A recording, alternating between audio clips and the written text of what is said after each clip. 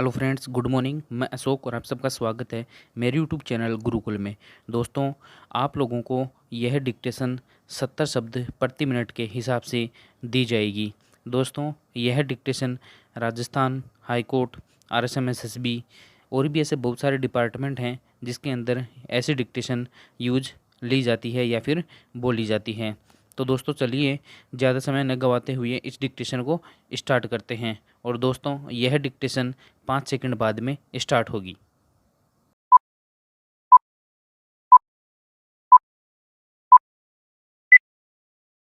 आज़ादी के बाद भारत में उच्च शिक्षा प्रणाली में विभिन्न सुधारों के बावजूद अंतर्मुखी अवस्था में ही रही।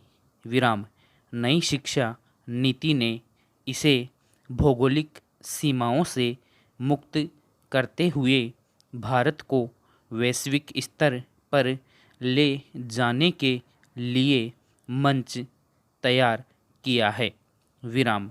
यूजीसी और सरकार ने उच्च शिक्षा प्रणाली को अंतर्राष्ट्रीय शिक्षा के साथ एकीकृत करने और उसे विश्व स्तरीय बनाने की साहसिक पहल की है। विराम। शैक्षणिक संस्थानों की संख्या के लिहाज से भारत के पास दुनिया का सबसे बड़ा शिक्षा तंत्र है। विराम। लगभग 1000 विश्वविद्यालय और 40,000 कॉलेज हैं, लेकिन अंतर्राष्ट्रीय स्तर पर भारत बहुत पीछे है। विराम।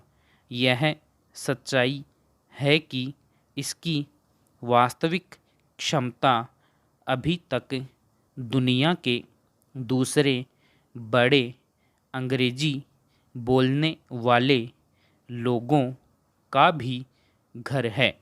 विराम। यह संख्या आश्चर्यजनक रूप से यूके से भी अधिक है। विराम।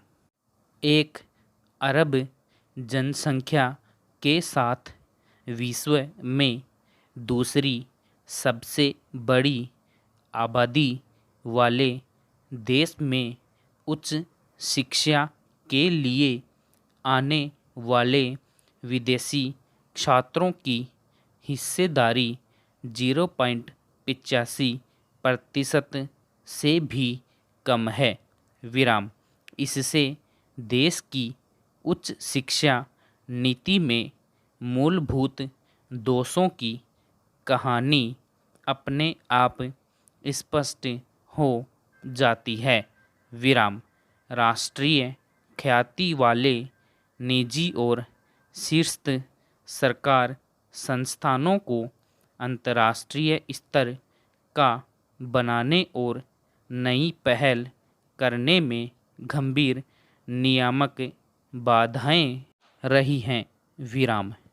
नई शिक्षा नीति 2020 ऐसी पहल है जो न केवल उच्च शिक्षा की गुणवत्ता में सुधार के लिए लंबा रास्ता तय करेगी, बल्कि शिक्षा तक सबकी पहुंच और इसे विश्व स्तर पर प्रतिस्पर्धी भी बनाएगी। विराम। यूजीसी भारतीय और विदेशी शैक्षणिक संस्थानों के बीच अकादमिक सहयोग के लिए वैधानिक नियमों को तैयार करने की प्रक्रिया में है, ताकि सीमा पार से संयुक्त डिग्री और दोहरी डिग्री की सुविधा मिल सके। विराम। इस तरह के अंतर्राष्ट्रीय एकीकरण से भारतीय शिक्षा को वैश्विक स्तर पर ले जाने में मदद मिलेगी। विराम। दुनिया भर के शीर्ष से विश्वविद्यालय को भारत में अपने परिसर स्थापित करने के लिए प्रोत्साहन किया जाएगा। विराम। साथ ही भारतीय संस्थानों को भी विदेशों में अपनी गतिविधियों का अंतर्राष्ट्रीयकरण करने और विस्तार के लिए बढ़ावा दिया जाएगा। विराम। नई शिक्षा नीति में भारतीय भाषाओं, योग, कला, संगीत, इतिहास, संस्कृति, आयुर्वेद, सिद्ध और यूनानी चिकित्सा पद्धति पर जोर दिया गया है। विराम। नए नवाचार के रूप में यूजीसी के सक्रिय समर्थन से भारत सरकार द्वारा ऑनलाइन इंफॉर्मेशन पोर्टल स्थापित किए जाने की संभावना है, ताकि सभी जरूरी जानकारियां एक साथ ही मिल सकें। विराम। विदेशी विश्वविद्यालयों के विशेषज्ञों और उनके समकक्ष भारतीयों के बीच ऑनलाइन बातचीत हुई है, ताकि भारतीय शिक्षा व्यवस्था के अंतर्राष्ट्रीय करने में क्षमता की पहचान की जा सके। विराम। अक्सर अतीत में महत्वाकांक्षी घोषणाओं को आगे बढ़ाने में मुश्किलों का सामना करना पड़ा है। विराम। एक वजह क्रियान्वयन एजेंसियों में तालमेल की कमी भी रही है। विराम।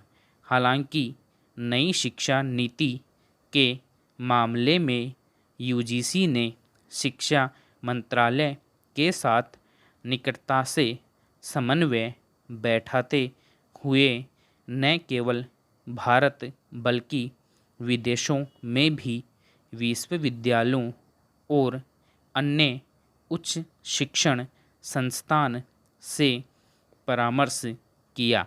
विराम। साथ ही समयबद्धता से इसके क्रियान्वयन के लिए संपूर्ण खाका भी विकसित किया। विराम। थैंक यू दोस्तों।